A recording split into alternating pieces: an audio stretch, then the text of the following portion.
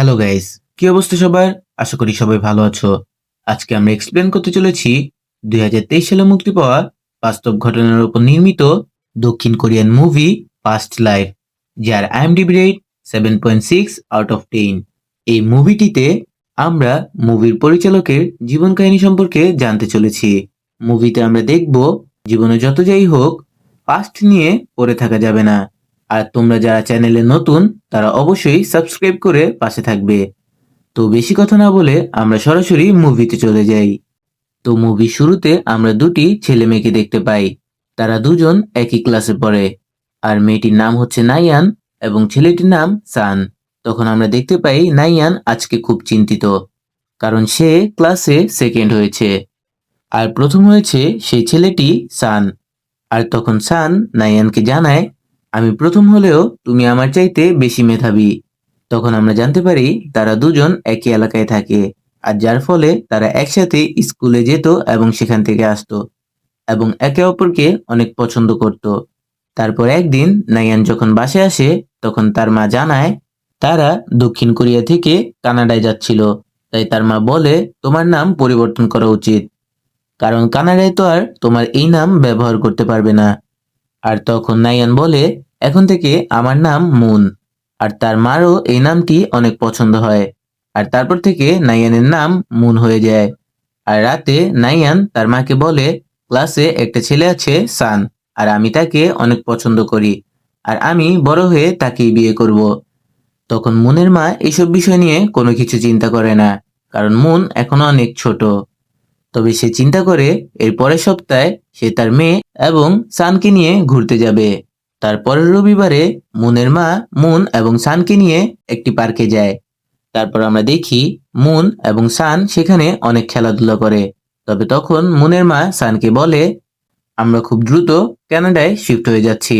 আর তখন এই কথা শুনে সান অনেক কষ্ট পায়, কারণ সান চায় না তার বন্ধু তার থেকে দূরে চলে যাক। তখন আমরা দেখি আজকে লাস্ট বারের মতো মুন স্কুলে এসেছে। আর তারপর তারা যখন বাসে যাচ্ছিল, তখন তারা লাস্ট বারের মতো আলাদা হয়ে যায়। তারপর সিন পরিবর্তন হলে আমরা দেখতে পাই মুনেরা তার সপরিবারে প্লেনে করে কানাডার উদ্দেশ্যে রওনা হয়। তবে মুন সেখানে সাইয়ানের জন্য অপেক্ষা করছিল, কারণ সে ভাবে সাইয়ান হয়তোবা শেষবারের মতো তার সাথে দেখা করতে আসবে। তবে সাইয়ান অনেকটা কষ্ট পায়, তাই সে মুনের সাথে দেখা করতে যায় না। আর এখানে একটি বিষয় উল্লেখ্য যে সাইয়ান মুনের নাম যে পরিবর্তন করা হয়েছে, মানে তার নাম নাইয়ান থেকে মুন রাখা হয়েছে তা জানতো না। আর এভাবেই 12টি বছর পার হয়ে যায়। তখন আমরা দেখতে পারি সান তাদের দেশের নিয়ম অনুযায়ী মিলিটারি সার্ভিসে যোগ দিয়েছে। আর অন্যদিকে আমরা দেখি মুন রাইটার হওয়ার জন্য আমেরিকা নিউ ইয়র্কে শিফট হয়েছে। আর ছোটবেলা থেকেই তার স্বপ্ন ছিল সে একজন রাইটার হবে। আর সে এখন প্রতিদিন অনেক বই পড়ে এবং নানান মানুষের সাথে মিশে, যাতে তার এই সম্পর্কে অনেক জ্ঞান হয়। তবে তখন আমরা জানতে পারি মুন এখনো সানকে ভুলতে পারেনি। তাই সে তখন চিন্তা করে সে ফেসবুকে সানকে খুঁজবে। আর এখানে একটি বিষয় উল্লেখ্য, 2009 সালে আমেরিকার মতো জায়গায় ফেসবুক সচরাচর হয়ে গিয়েছে। তো যেই ভাবা সেই কাজ। মুন যখন ফেসবুকে সানকে খুঁজছিল, তখন সে ঠিকই সানকে খুঁজে পায়। আর সে সেখানে একটি পোস্ট পিন করে দেখতে পায়, যেখানে মুনের বিষয়ে লেখা ছিল। আর সানও মুনকে অনেক খোঁজার চেষ্টা করেছিল। তবে সান মুনকে খুঁজে পায়নি। এর কারণ হচ্ছে সান জানতোই না তার নাম মুন। তাই সে ফেসবুকে নাইয়ান লিখে অনেকবার সার্চ করেছে, তবে তাকে খুঁজে পায়নি। তবে মুন সানকে খুঁজে পায়, আর সে তাকে ফেসবুকে মেসেজ পাঠায়। আর অপরদিকে আমরা দেখতে পাই স্যান এই মেসেজ পাওয়ার পর অনেক খুশি হয়, কারণ সে এই মেসেজেরই অপেক্ষা করছিল। আর তারপর আমরা দেখি তাদের অনেকক্ষণ মেসেজ দেওয়ার পরে তারা ফাইনালি ভিডিও কলে আসে। আর তারা 12 বছর পর একে অপরকে দেখলো। তারা দুজনেই অনেক চেঞ্জ হয়ে গিয়েছে, তবে তাদের ছোটবেলার স্মৃতিগুলো এখনো মনে পড়ে। আর মুন তখন বলে, আমি কানাডায় আসার পর তোমার কথা অনেক মনে করেছি। তখন সানও বলে, আমি তোমাকে অনেক মিস করেছি। আর এরপর থেকে তারা দুজন একে অপরকে অনেক বেশি মেসেজ করা এবং কল করা শুরু করে। তাদের দেখে মনে হচ্ছিল না যে তারা অনেক দূরে বসবাস করছে। আর তখন মুন সানকে বলে, তুমি ইংলিশ আরো ইমপ্রুভ করো এবং আইএলটিএস দিয়ে আমেরিকায় চলে আসো। এখানে তুমি তোমার লাইফ অনেক সুন্দরভাবে গুছাতে পারবে। তবে সান তখন বলে, না, আমি চাইনিজ ভাষা শিখবো, এবং সেখানে ব্যবসা শুরু করব। তবে মুন সানের সাথে দেখা করতে চাচ্ছিল, কিন্তু সে যেহেতু রাইটার হওয়ার স্বপ্ন নিয়েছে তাই সে সেখানে যেতে পারে না। তবে তারা দুজন সারাদিনই ভিডিও কলে কথা বলতো, যার ফলে মুন তার কাজে ফোকাস করতে পারছিল না। আর তখন মুন চিন্তা করে সে সানকে বলবে কিছুদিনের জন্য তাদের কথা বন্ধ রাখতে, যাতে সে আবার রাইটিং এ ফোকাস করতে পারে। তো যেই কথা সেই কাজ, মুন সানকে এই কথা বলে, আর সান মুনের কথায় রাজি হয়ে যায়, কারণ সে বুঝতে পারে মুন কি বলতে চাচ্ছে। তারপর তারা তাদের কথা বলা বন্ধ রাখে, আর মুনও তার রাইটিং এ ফোকাস করতে পারছিল। আর এরই মধ্যে মুনের সাথে একদিন আর্থার নামে একটি ছেলের সাথে পরিচয় হয়। তখন আমরা জানতে পারি আর্থার আমেরিকার নাগরিক, আর মুন দক্ষিণ কোরিয়ার বংশোদ্ভূত কানাডার নাগরিক। আর তাদের একে অপরের সঙ্গ খুব ভালো লাগে, তারা একে অপরকে পছন্দ করা শুরু করে দেয়। আর অন্যদিকে আমরা দেখতে পাই সাংও চায়নায় এসে একটি মেয়ের সাথে ডেট করা শুরু করে দিয়েছে। আর এখানে উল্লেখ্য বর্তমান টাইমলাইন 2013 সাল, মানে এর মাঝে অনেকগুলো দিন অতিবাহিত হয়ে যায়। আর তারপর আরো কিছু দিন কেটে যায় এবং তখন টাইমলাইন চলে আসে 2023 সালে। তখন আমরা জানতে পারি মুন 7 বছর আগে আর্থারকে বিয়ে করেছে এবং তারা তাদের লাইফে অনেকটাই সাকসেস হয়েছে। আর অন্যদিকে আমরা সানকে দেখতে পাই যে মুনের সাথে দেখা করতে চাচ্ছে। তখন সান চিন্তা করে সে আমেরিকায় যাবে, আর এটা শুনে তার বন্ধুরা মজা নিতে থাকে।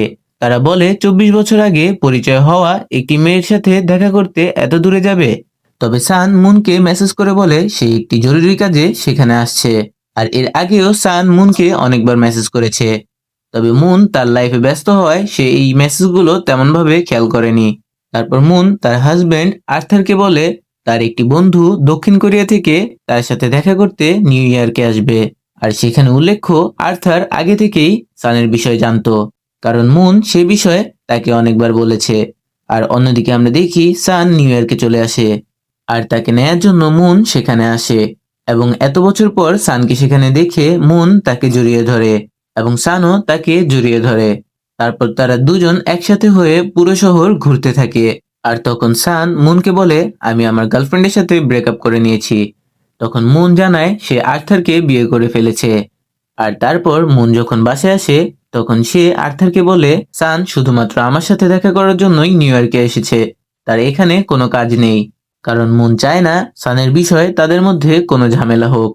তবে আর্থার এই বিষয়টি আগেই আন্দাজ করতে পেরেছে। তখন আর্থার বলে ছোটবেলা থেকেই তোমরা একসাথে ছিলে এবং একে অপরকে ভালোবাসতে, তবে আমি হয়তো তোমাদের মাঝে চলে এসেছি। আর সে তখন বলে তুমি হয়তোবা আমাকে বিয়ে করেছো কারণ তুমি যাতে আমেরিকার গ্রিন কার্ড পাও। তখন আমরা বুঝতে পারি আর্থার তার বউকে নিয়ে খুব চিন্তিত, কারণ 24 বছর পর কোন একটি ছেলে কোরিয়া থেকে তার বউর সাথে দেখা করতে আমেরিকাতে এসেছে।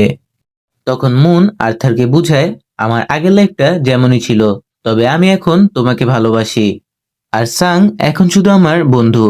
তখন আর্থার বুঝতে পারে সে আসলে যে বিষয়টি সন্দেহ করছে তেমন কিছুই না, আর তাদের মধ্যে দূরত্ব আবার শেষ হয়ে যায়।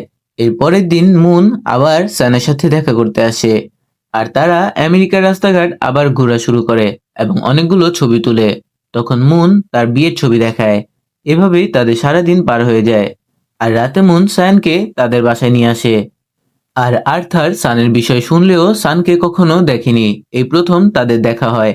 তবে এখানে একটি বিষয় উল্লেখ্য, সান ইংলিশ বলতে পারতো না, তাই মুন তাদের দুজনের ট্রান্সলেটর হয়ে একে অপরের সাথে কথা বলিয়ে দিচ্ছিল। আর তারা রাতে একটি বারে যায়, আর সেখানে মুন তাদের ট্রান্সলেটর হয়ে কথা বলছিল। তবে এমন এক পর্যায়ে আসে যখন সান আর মুন কোরিয়ান ভাষায় কথা বলা শুরু করে দেয়। আর তখন সান ভাবে 12 বছর আগে, মানে 2009 সালে যদি সে মুনের সাথে দেখা করত তাহলে তার জীবনটা কেমন হতো, হয়তোবা মুন এখন তার হতো। তখন মুন বলে 1999 সালে তুমি যে মুনের সাথে মিট করেছো সে আলাদা একজন ছিল, আর তার 12 বছর পর তুমি যে মুনের সাথে কথা বলেছো সেও আলাদা একজন ছিল, আর তারও 12 বছর পর 2023 সালে মানে বর্তমানে তুমি যার সাথে কথা বলছো এটাও আলাদা একজন। আসলে কারো লাইফ কখনো থেমে থাকে না, আমাদের পাস্ট ভুলে আগে বাড়তে হবে। আর তখন সানো এই বিষয়টি বুঝতে পারে মুন তাকে কি বোঝাতে চাচ্ছে। সে তখন বুঝতে পারে মুন পুরোপুরি পরিবর্তন হয়ে গিয়েছে, মুন আর এখন তার মুন নেই। সে এখন আর্থারের মুন। আর মুন যখন ওয়াশরুমে যায় তখন সান আর্থারের কাছে ক্ষমা চায়। মানে ইংলিশ পুরোপুরি না বলতে পারলেও কিছু কিছু বলতে পারে। আর তখন আর্থার বলে, আরে এইসব কোনো বিষয় না। তবে আমরা বুঝতে পারি আর্থার অনেকটা কষ্ট পেয়েছে, কারণ যত যাই হোক তার বউ অন্য একটি ছেলের সাথে কথা বলছে, এই বিষয়টি কোনো স্বামী মেনে নিতে পারবে না। আর তারপর তারা তিনজন আবার মুনদের বাসায় যায়। আসলে কিছুক্ষণ পরেই সান আবার দক্ষিণ কোরিয়ায় ফিরে যাবে, তাই আর কিছুক্ষণ সময় তারা একসাথেই কাটানোর সিদ্ধান্ত নেয়। আর তারপর যখন তাদের ক্যাব আসে তখন মুন তাকে এগিয়ে দেওয়ার জন্য নিচে আসে। আর সান সেখান থেকে চলে যাওয়ার আগে মুনকে লাস্টবারের মতো জড়িয়ে ধরে। আর এইটা এই মুভির একদম ইমোশনাল একটি সিন ছিল, কারণ তারা চিরদিনের মতো আলাদা হয়ে যাচ্ছে, এটাই তাদের লাস্ট জড়িয়ে ধরা। আর তখন সান সেখান থেকে চলে যায় আর মুন আবার তার বাসায় চলে আসে। আর সে তখন আর্থারকে জড়িয়ে ধরে কাঁদতে থাকে, কারণ সে এখন যেমনই ব্যবহার করুক না কেন, সে একসময় সানকে অনেক ভালোবাসতো। আর আর্থারও এইটা বুঝতে পারে। আসলে মুন কোনো এক সময় সানকে খুব ভালোবাসতো, তবে তার ক্যারিয়ারের জন্য হয়তোবা তারা আলাদা হয়ে যায়। মানে 1999 সালে মুন একরকম ছিল, তার 12 বছর পর মুন রাইটার হওয়ার জন্য সানকে ছেড়ে দেয়। আর তারও 12 বছর পর মুন তার সংসারে ফোকাস দেয়, যার জন্য শেষ পর্যন্ত তার সানের সাথে মিল হয় না। আর এই মুভিটি এখানেই শেষ হয়ে যায়। মুভি শেষে আমরা আসল মুন এবং আর্থারকে দেখতে পাই। আর এই মুভিটি এই মুনের জীবন কাহিনী থেকেই লেখা হয়েছিল। তখন আমরা জানতে পারি মুনের হাজবেন্ড আর্থার তার থেকে 1 বছরের ছোট ছিল, তবে আমরা সানের কোনো ছবি দেখতে পাই না। তো বন্ধুরা, মুভিটি তোমাদের কাছে কেমন লাগলো তা অবশ্যই কমেন্টে জানাও, এবং চ্যানেলে নতুন হলে সাবস্ক্রাইব করে পাশে থেকো। ধন্যবাদ।